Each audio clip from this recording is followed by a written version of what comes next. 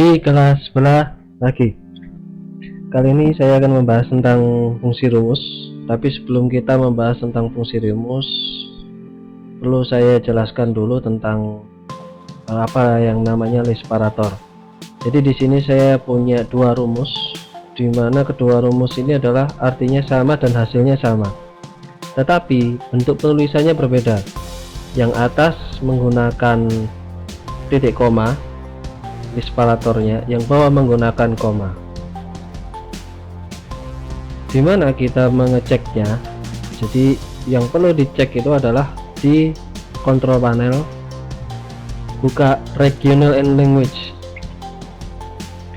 Default komputer memiliki default berbeda-beda.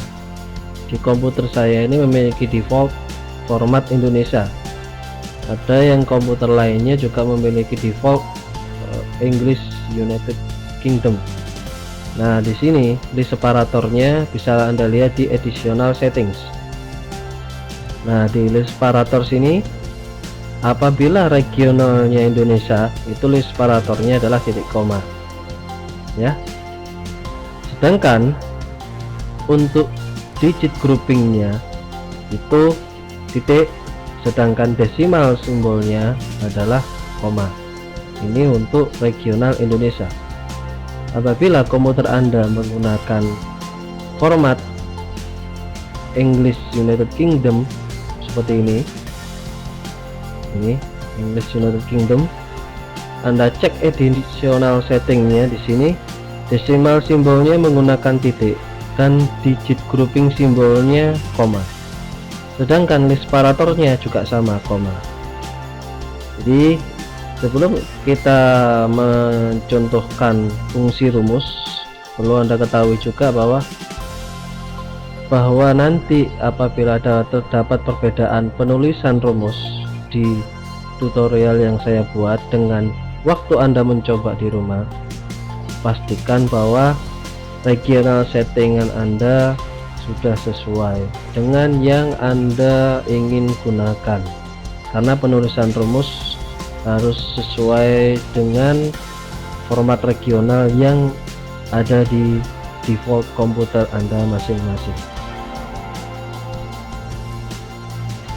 Fungsi rumus yang pertama yang ingin saya bahas adalah sum.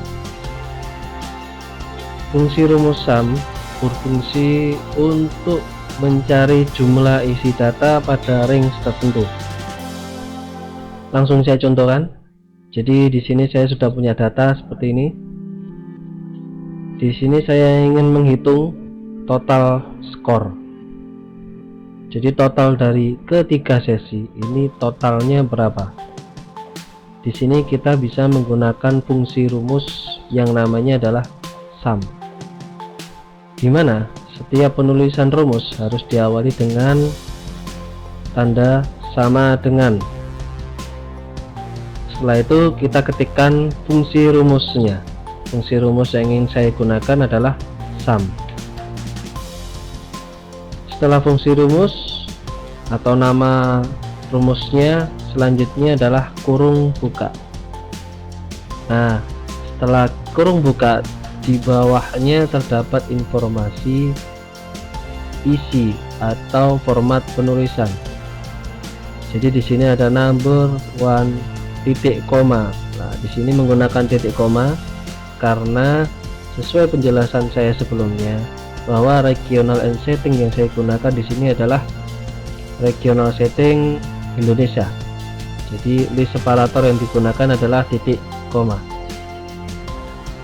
Oke, saya kembali ke sini lagi. Di sini ada informasi penulisan bahwa number titik koma number 2. Apabila menyesuaikan dengan format contoh penulisan yang muncul otomatis oleh fitur Excel, berarti penulisannya seperti ini: number 1 titik koma number 2, ya, ini posisi number 2 ke bold.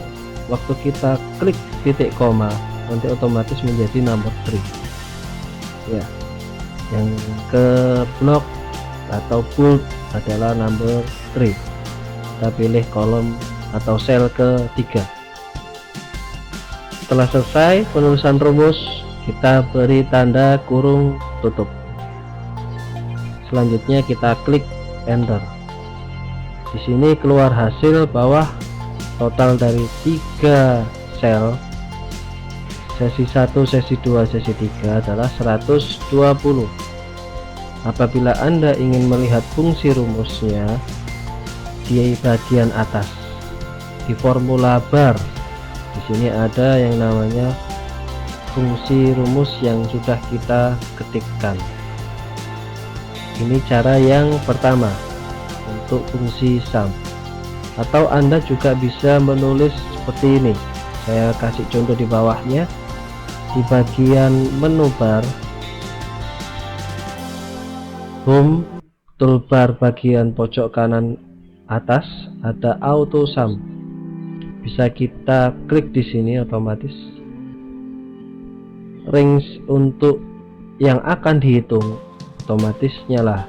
Kita tinggal mengarahkan mulai dari sesi 1, klik 1 kali, klik kiri, drag ke bawah.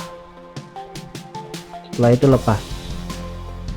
Nah, kita lihat hasilnya di sini. Penulisan rumusnya sama seperti yang saya jelaskan tadi. Penulisan rumus harus diawali dengan tanda sama dengan sum kurung buka B2 kolom B baris 2, kemudian titik 2. Nah, arti dari titik 2 ini adalah sampai. Padahal di penulisan rumus yang awal tadi, di sini dijelaskan bahwa titik koma, number 1, number 2, dan sampai seterusnya.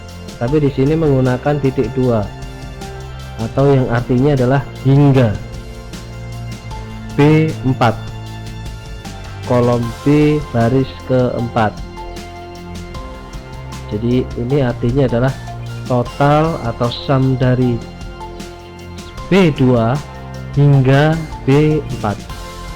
Apabila kita enter, hasilnya adalah sama. Jadi kedua cara penulisan rumus, baik yang ada di sel B6 dengan yang ada di sel B5, ini penulisannya berbeda tetapi memiliki hasil dan arti yang sama, yaitu total dari sesi 1 atau sel B2, sel B3, sel B4 atau sel B2 hingga sel B4. Jadi ini fungsi rumus yang pertama, yaitu sum. Fungsi rumus berikutnya yaitu fungsi rumus min dan fungsi rumus max. Apa artinya fungsi rumus min dan fungsi rumus max? Jadi kita langsung coba. Di sini saya coba copy datanya dahulu dengan data yang sama. Saya letakkan di sel F1 hingga G4. Oke, yang pertama kita akan mencoba fungsi rumus min. Ingat, fungsi rumus dimulai dengan sama dengan, kemudian nama fungsi rumus itu sendiri, selanjutnya kurung buka.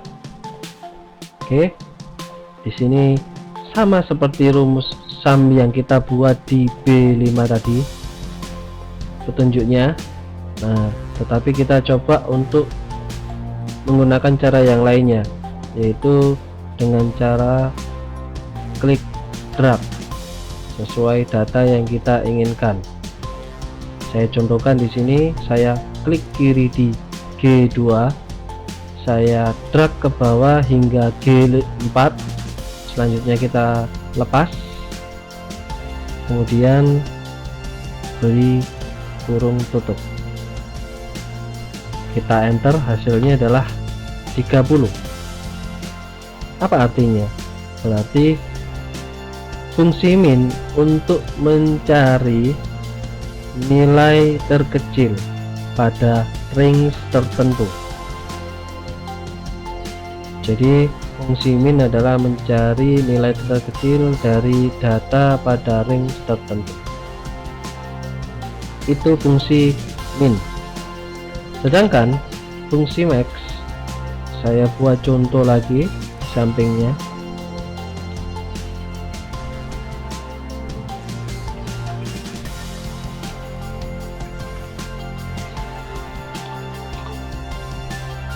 Fungsi max adalah yang pertama, penulisan rumus kita awali dengan sama dengan, kemudian tulis rumusnya sendiri, kurung buka, informasi yang keluar sama penulisannya, hampir mirip dengan waktu kita membuat rumus sum maupun min. Sekarang kita max, kita klik dan drag. Jadi max dari sel K2 hingga K4, kurung tutup, kita enter, hasilnya adalah 50. Apa artinya? Jadi fungsi max itu untuk mencari nilai terbesar dari data range tertentu. Itu fungsi rumus max. Selanjutnya saya contohkan satu rumus lagi.